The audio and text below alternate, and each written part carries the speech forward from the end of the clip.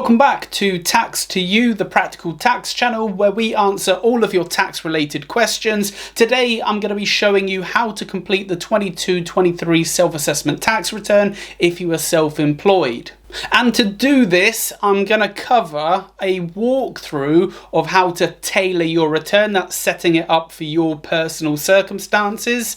I'm going to show you a demonstration of the entries you'll need to make for self-employment. And then I'm going to explain how the tax calculation works so you know exactly what you're paying and why. Before we get into it today, don't forget to like the video for me and subscribe for more helpful tax content. Submit your questions in the comments below and we'll ensure to get them answered in the form of a reply or possibly a dedicated video just like this one. You can also check out our website using the link below, because although our aim is always to educate our clients as much as possible and share this information, we understand tax can be confusing, stressful and time consuming. That's where we can step in and help. Check out the thousands of reviews on Trustpilot from clients who trusted us to do just that. So let's start with how to tailor your tax return. Now, here we are on the tailor your return section. I've logged into the government gateway.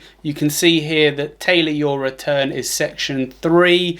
I've brushed past the welcome page, which simply tells you who can and can't use the online service, and then the tell us about you, because that's just going to be confirming your address, your personal details, your national insurance number, that kind of thing. So we're going to start from here, tailor your return, section 3, and you can see here that there are 3 pages to the tailor your return section, and we're on page 1 of 3.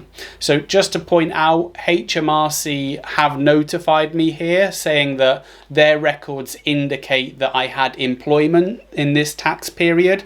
We're looking at the 22-23 tax return here, which runs from the 6th of April 22 through to the 5th of April 2023, and is going to be due for submission usually if you're submitting online before the 31st of January 2024. Now, although HMRC are telling me that they're aware I had employment, for the purposes of today, I'm just trying to demonstrate how to complete this tax return for a self-employed individual. So I'm not going to actually declare that employment on this return, but obviously if you did have employment or capital gains or other sections of the return that you need to fill in, then you'll need to include those as well. The first question is, were you an employee or director or office holder or agency worker in the year to the 5th of April? Now again, I'm going to say no, even though I did have employment, and remember, you're just really confirming what HMRC already know in this case, because they're already aware of your employment. If you had any, they will have already received information from your employer, so you're just confirming the numbers really. The second question is then, was your turnover more than £1,000 in total from all self-employments?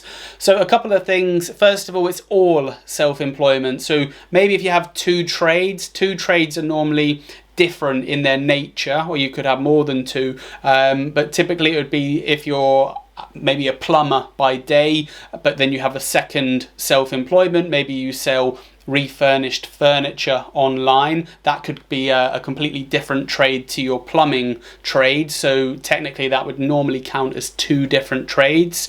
You would need to combine your total turnover from the 2 of those when you're considering this question, and anything under £1,000 in total doesn't actually need to be declared. It's covered by an allowance, and you wouldn't even need to fill in this section of the return at all. And potentially you wouldn't need to complete a tax return if self-employment was your only reason for doing it.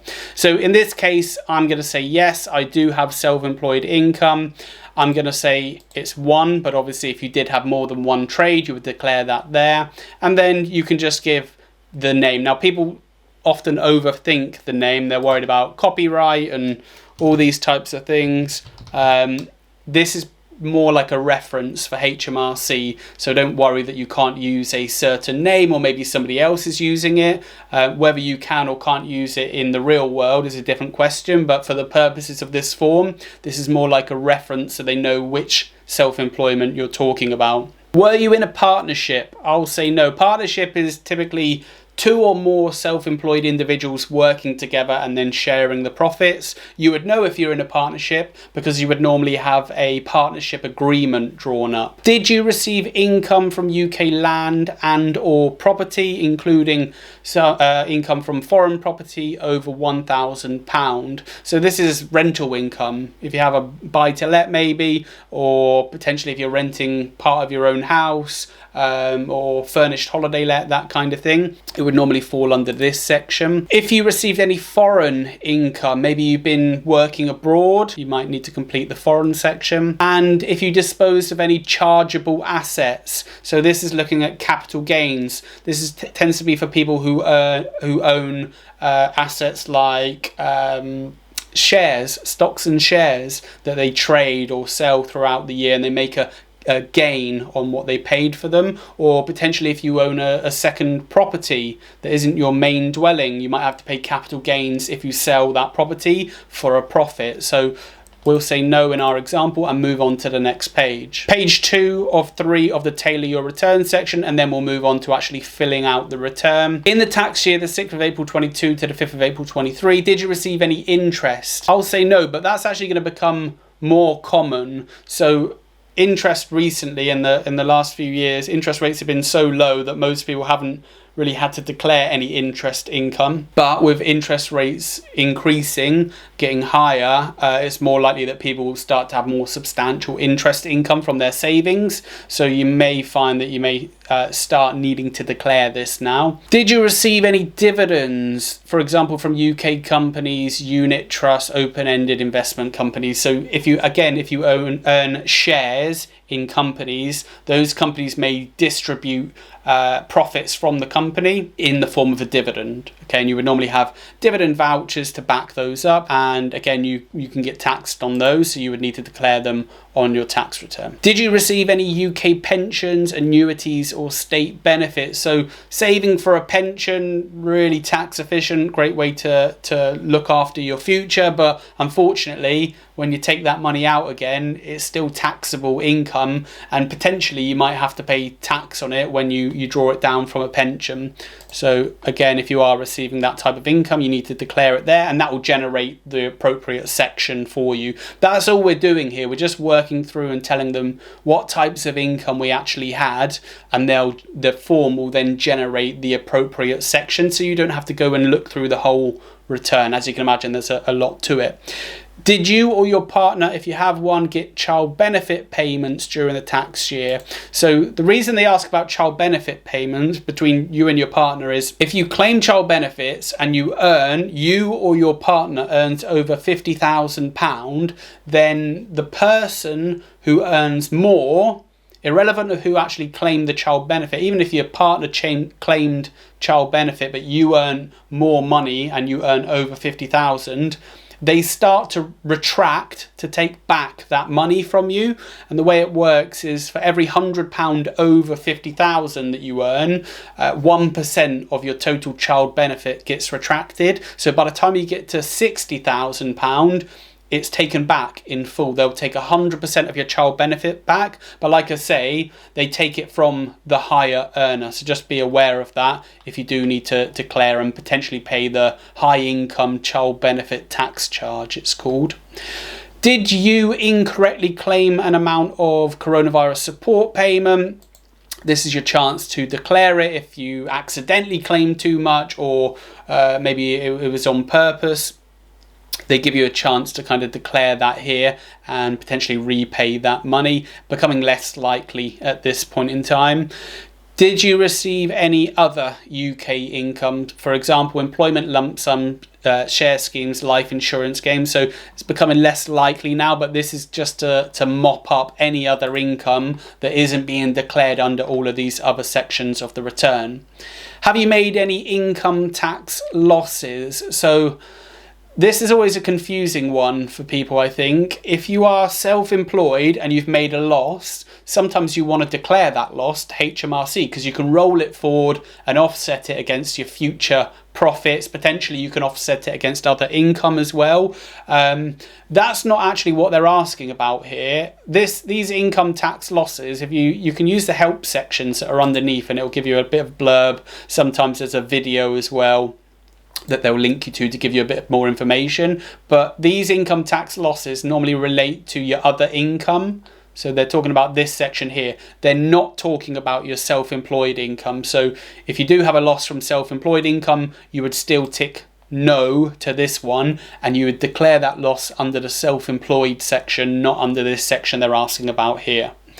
Are you liable to pension savings tax charges, or have you received payments from overseas pension schemes? So there are a number of different pension savings tax charges that you may have heard about in the past.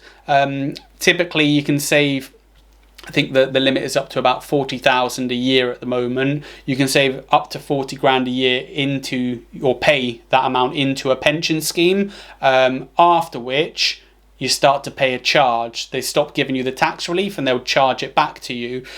You also have a lifetime allowance. You can pay something like 1.07 million into a pension, or let me better phrase that.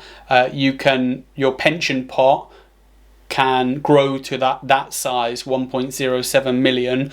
After that, you start to pay a pension tax charge, and it's quite a hefty tax charge.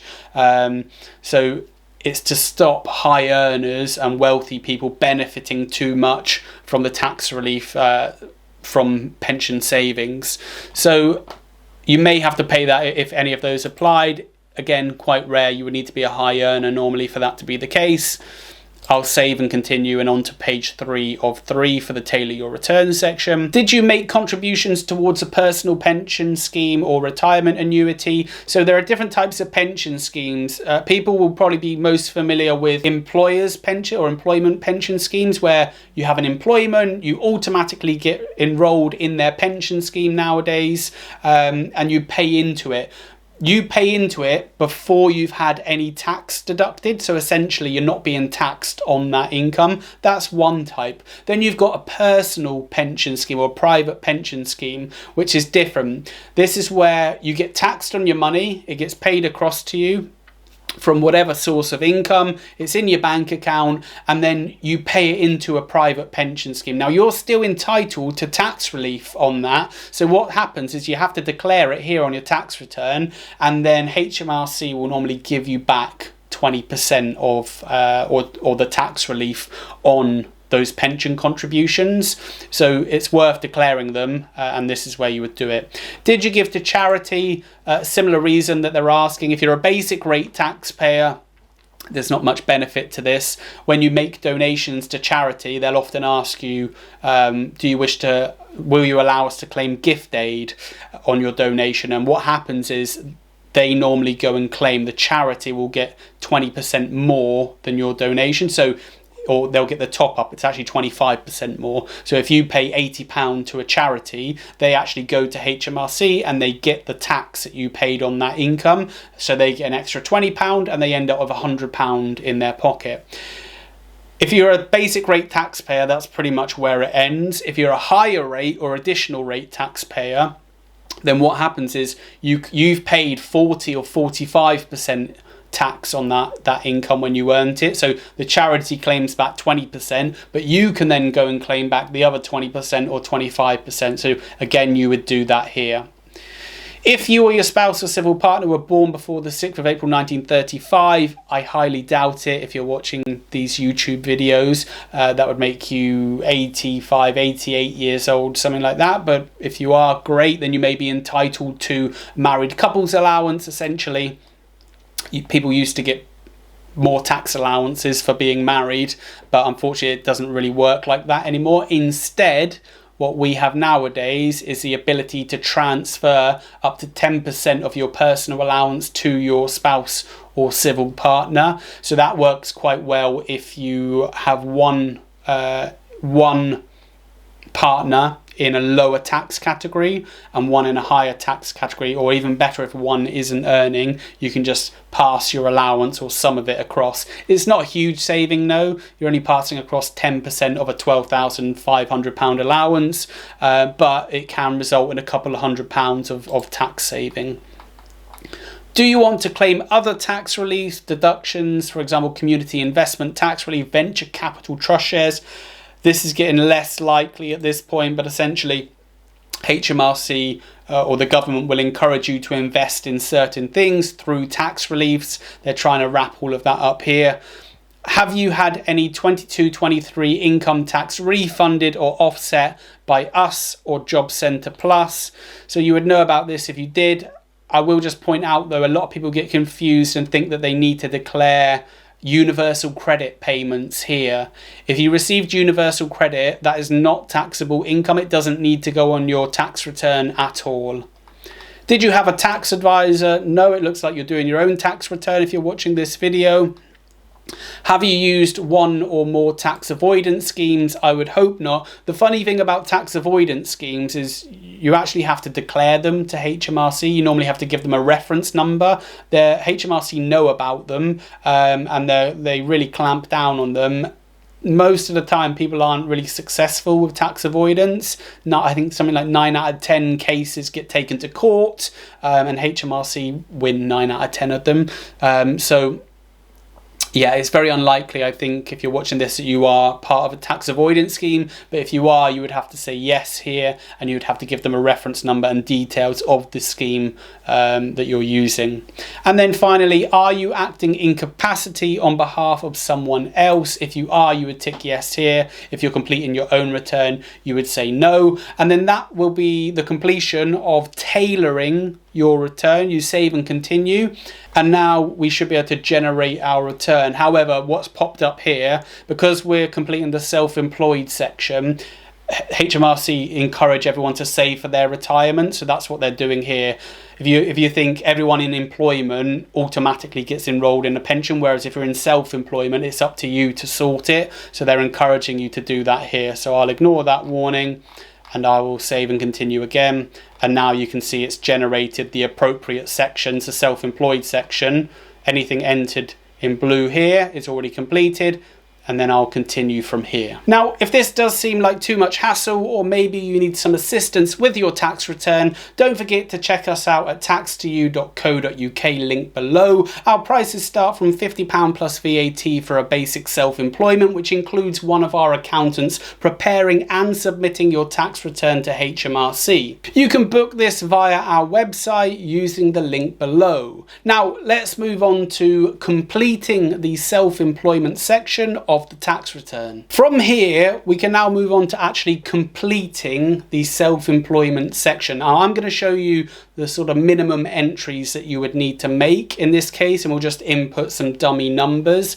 But we can do this, we can enter the self-employment section by clicking on the link below the name of your self-employment. Remember, I only input example, so that'll be the name of my self-employment. And then we can populate and answer any of the questions that they present to us. So the first question is, did you have an annual turnover of £85,000 or more? The reason that they ask about this figure in particular is normally because if you have turnover in excess of 85,000, that's the VAT threshold. So typically you would need to register for VAT at that point. So I'll say no, and I'll declare income below that point. And then we have some questions below asking about our self-employment, and you would need to tick if any of these apply to the trade that you do. So a lot of people will be plumbers or have small businesses, but if you happen to be a foster care or shared lives care, you would tick here. A farmer, market gardener, these could potentially apply, although it tends to be quite rare. What I tend to use is none of these apply at the bottom, and that will usually be used for 99% of people. The most common ones I actually see used are these three just above them, which is where you want to declare losses, but you might want to pay national insurance, or you have a small amount of income and you want to pay national insurance. So just read through them. Any that apply to you, you would need to tick and then save and continue. We need to enter a bit of a description about our self-employment. So you don't need to go crazy with this. You don't need to write pages and pages, just a one-liner of that explains your trade. So if you are a plumber, you can put plumber. If you're an electrician, electrician. If you need to give a little bit more detail, you can do, but you don't need to go crazy with it. You can provide a postcode for your business, but if it says optional next to it, then you don't actually have to provide that information if you don't want to. Has your business name, description, address, or postcode changed in the last 12 months? If you've just started within the last 12 months, you don't need to count that as a change. You would just say no in that case. It's only if you have been submitting previous tax returns and you now need to update your business address or description that you're using for it. If you did start after the start of the last tax year, if this is a new self-employment, you need to provide a date for starting that self-employment. Obviously, if you've been trading for a while, you can just leave this blank. But the reason they want to know this is when they will start charging Class 2 national insurance from. So Class 2 national insurance, I believe, is £3.15 per week at the moment. So if you leave this blank, they're going to charge you for a full year of Class 2 national insurance. So you'll pay 52 weeks times £3.15 per week. If you put a start date of October, halfway through the year maybe, you might get charged £3.15 for 6 months of the year. So just bear that in mind here. Below that, we then have, did your business cease trading after the 5th of April 2022, but before the end of this tax year? So if you ceased to trade during this tax year, then you can tell them here. This is good if you want to stop completing a tax return because maybe self-employment is the only reason that you completed one, and then your self-employment has come to an end. You potentially don't need to complete a tax return anymore. So by ticking no here, it should actually stop future tax returns. I will just point out as well, with national insurance, I mentioned national insurance up here.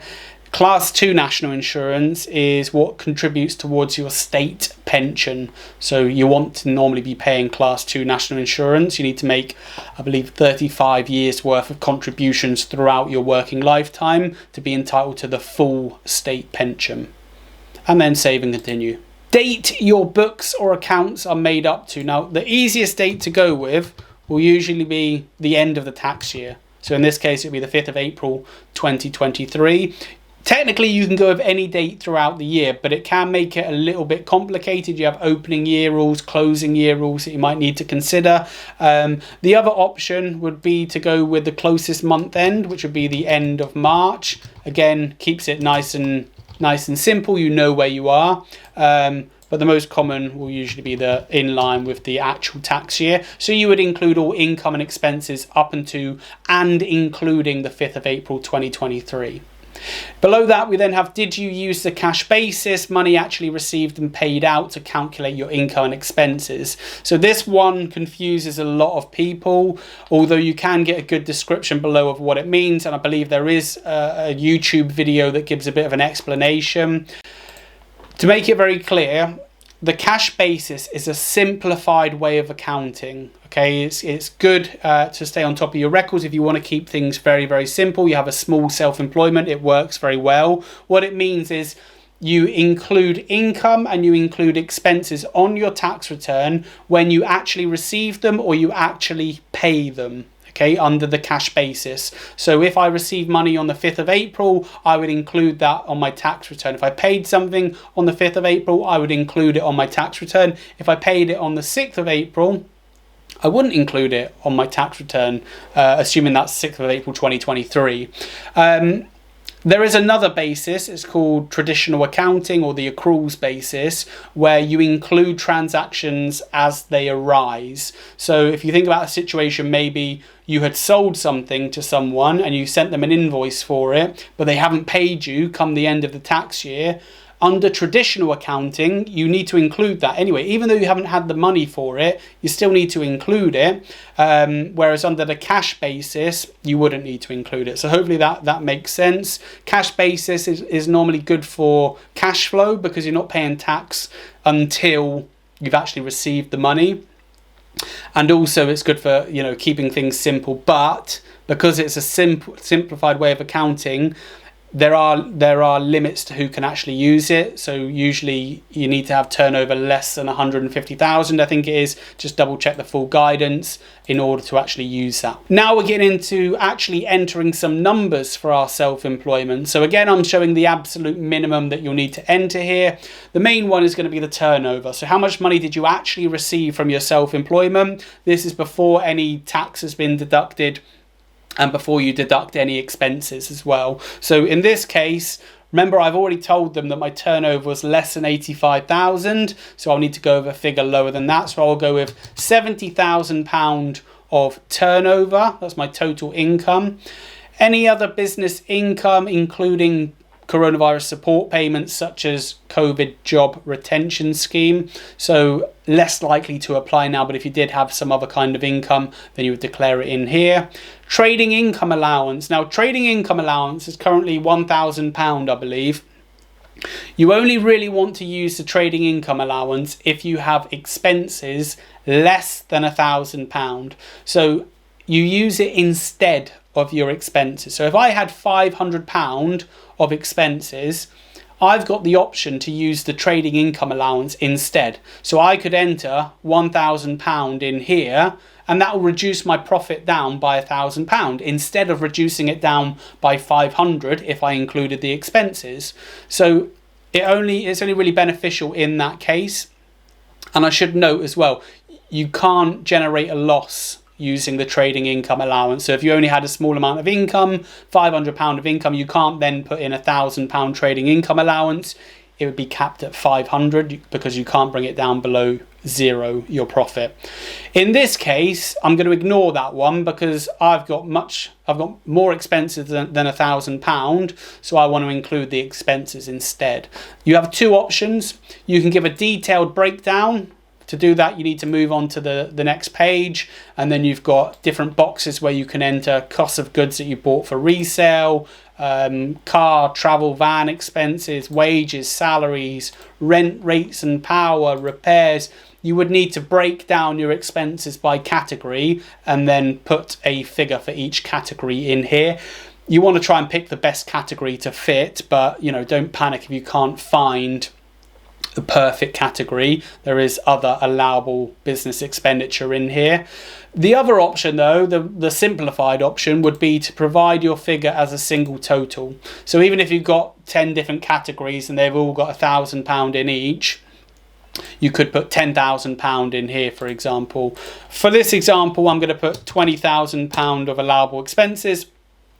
If I tab off that, it produces my net profit figure of £50,000, which is exactly what I would expect. £70,000 of income, £20,000 of expenses leaves me with a net profit of from self-employment of £50,000. And then we're moving on to the capital allowances and balancing charges page for my example self-employment. Now, I will just point out, so if you are using the cash basis, so if I go back, did you use the cash basis? I'm going to change this to yes.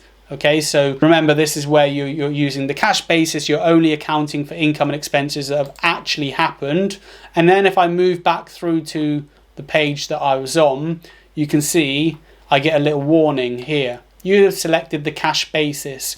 You can only claim capital allowances on cars which are used in your business. Now, first of all, capital allowances apply to assets that you might own in your business. Now, typically, if you buy an asset, a piece of machinery, a van, property, whatever it might be, sometimes, not all the time, it depends on the asset, but sometimes you're not allowed to claim the full cost of that asset in the year that you buy it. You might have to spread the cost of the property, or you might have to spread the cost of that machinery across a number of years, across its useful life maybe.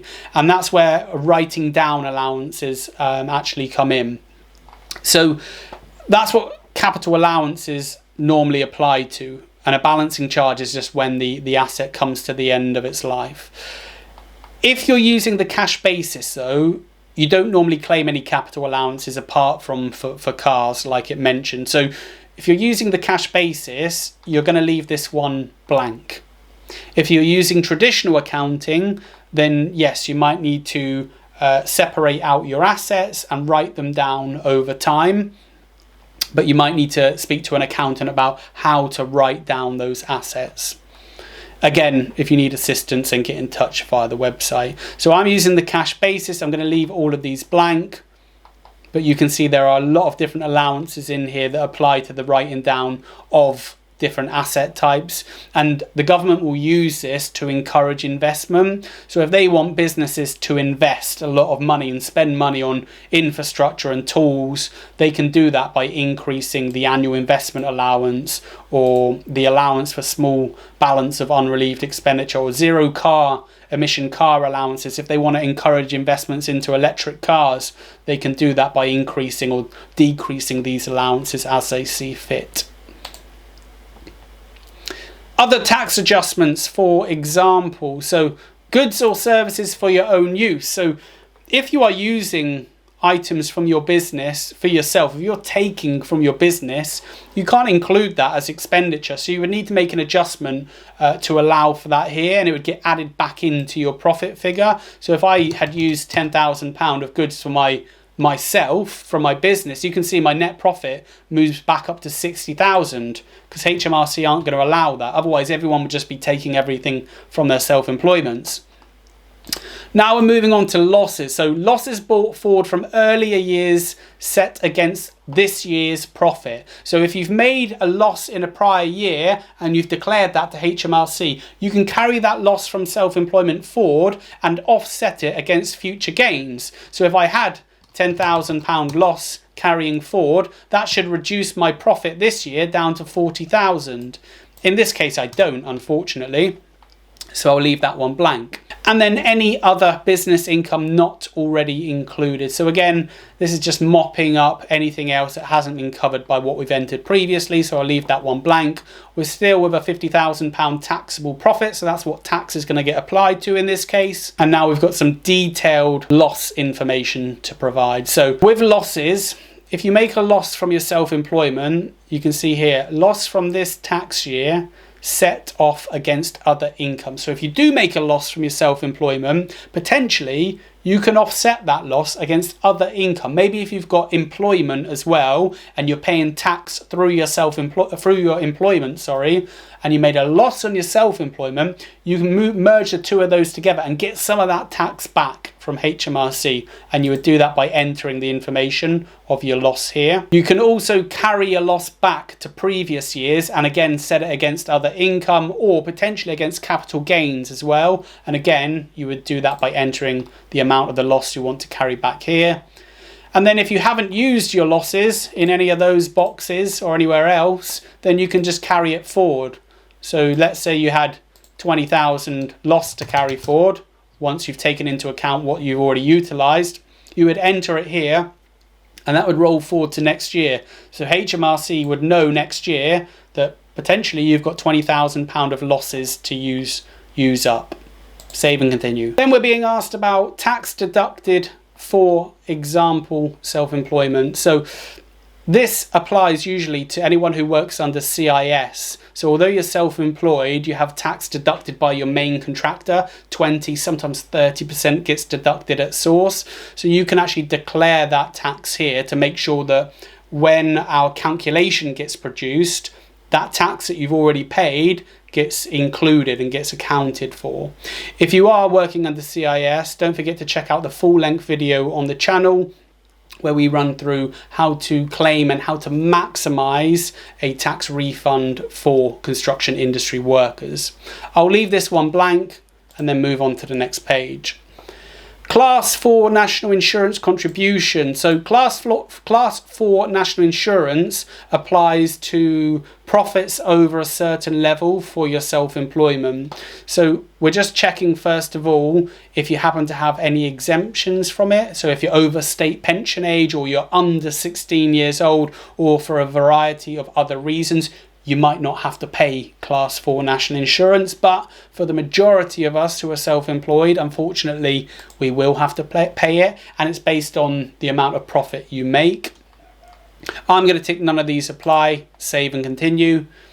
We're then presented with a bit of what's known as white space, so you can provide additional information here. So this is additional information specifically for your self-employment. Okay, so if I wanted to provide if I wanted to explain some kind of huge fluctuation of income for my self-employment, I might note it down in here. But if I wanted to provide information about another source of income, maybe a capital gain, it wouldn't be appropriate to put it in here. I'd want to put that under the capital gain section. Okay, so it's only for your self-employment at this point.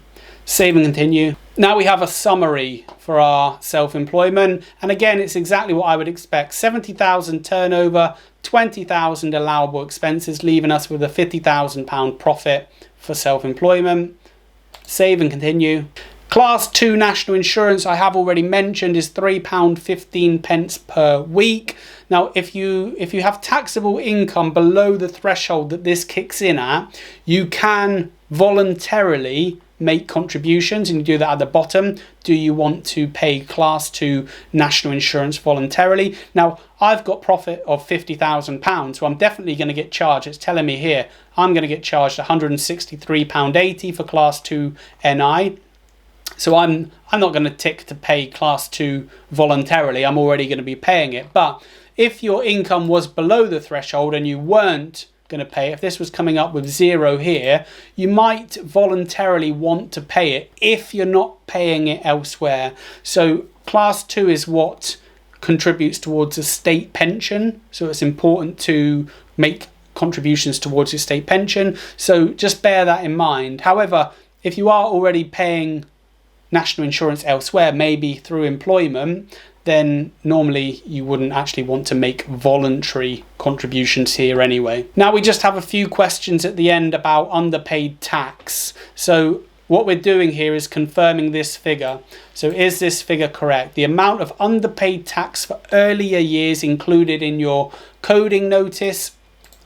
Your coding notice is normally sent via post. It's a piece of paper, or you can access them online, and it would say on there if you had underpaid tax in earlier tax years. In this case I don't, and I'm happy that that is correct, so I'll say yes, confirm it's 0, save and continue. A very similar question afterwards, same again, amount of estimated underpaid tax for the current tax year that I want to include in the PAYE tax code this year, 0, so I'm going to save and continue.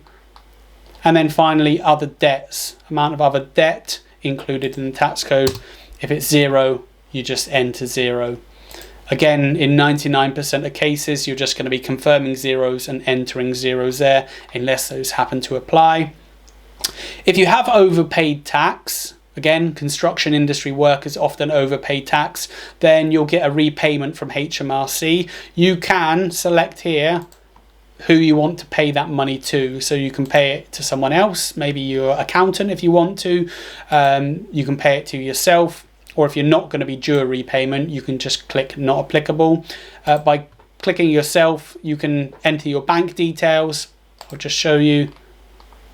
You can enter your bank details, or if you want to be a bit old-fashioned and you want to check, you can say I do not have bank or building society account, and they'll send a check out to your home address. HMRC are a bit old-fashioned and they still use checks. I'm going to say not applicable because I'm going to have tax to pay. I'm not going to have a refund in this case. Save and continue. And then if you have not paid enough tax, so if you're completing this tax return by the 30th of December 2023 and you owe less than £3,000, then what you can do, instead of having to pay that amount up front at the end of January, what you can do is have it collected via your tax code next year. But in order to do that, you have to submit by this date. Okay, and it has to be less than 3,000, otherwise it can't be collected. I'll say no because I know that I'll have a higher tax bill than that potentially, and I don't want to pay it through my tax code. Again, if you're likely to owe tax for the current tax year, that we're in at the moment, ending 2024, this is not the year that we're filling out the tax return for, then again, you can have that collected through your PAYE tax code. Final page is adjustments to the amount of tax due. Very rare that you would actually input something here, so I would leave these blank. But if you did have any adjustments that you need to make, you can do that here. Any other information? Does this return contain provisional figures? I'm going to say no. Provisional figures, if you get to the deadline and you've got nothing else but an estimate of your income, you can put that in, submit it to avoid a penalty. However, HMRC will be expecting you to come back and correct that at some point. So normally by ticking yes, you'll actually have to provide them with information of why you're providing provisional figures and when you're going to update them. I'll say no because I'm happy that mine are final figures. And then finally, we have some more white space. So this is general white space. So if you wanted to provide HMRC some information about a type of income that you had that you won't have next year, potentially you could put that in here, or any other information that you think that they might find useful. You can also attach documents to your return if you think HMRC will find it useful when reviewing it. I'll say no, leave that blank, and then continue. Now remember, what we've demonstrated here is how to enter income and expenditure figures for a self-employment. To get to this point, of course, you would need to work through all of your receipts and your bank statements and decide which expenses are allowable and which are not.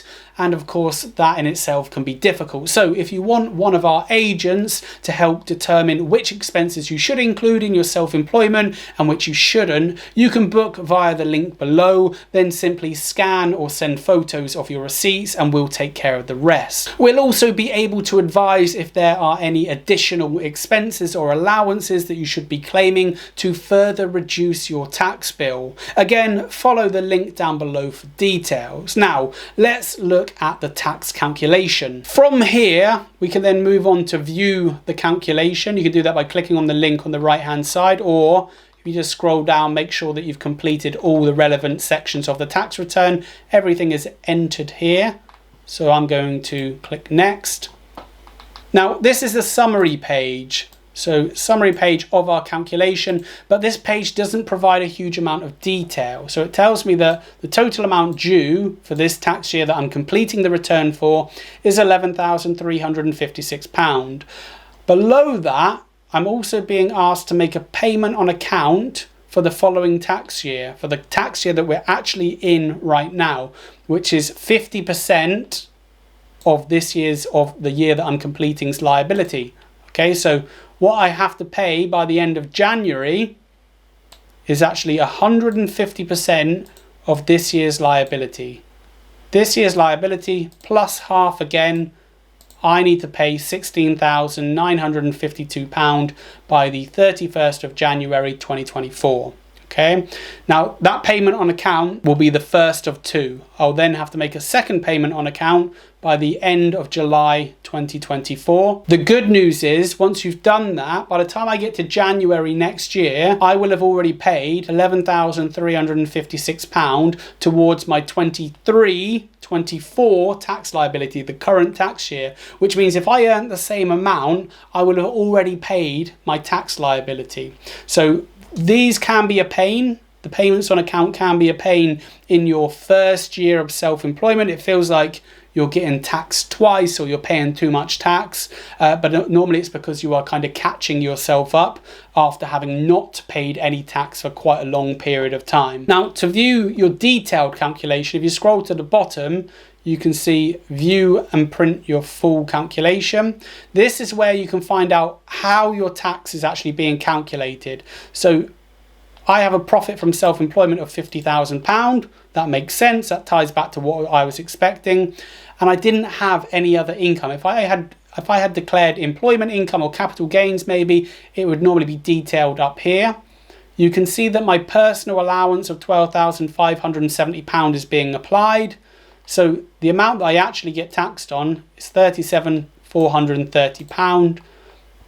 and that's being taxed at 20% below. If I was earning more and I was a higher rate taxpayer, you would see some get taxed at 20%, some get taxed at 40%, and maybe even 45%, but they are not applying here because I haven't earned enough money. Then you can see below that we have a class 4 national insurance calculation. So you can see the total income tax payable is £7,486, but below that we also have a calculation for national insurance. We got class 4 national insurance, which again is based on my profit figure, okay, and that's £3,706, plus the class 2 national insurance, which is the £3.15 per week, which, if you are new to self-employment and you started in this tax year, will be time apportioned for the number of weeks that you've worked. The total, therefore, for national insurance is £3,870, and my total liability, which agrees back to the front page,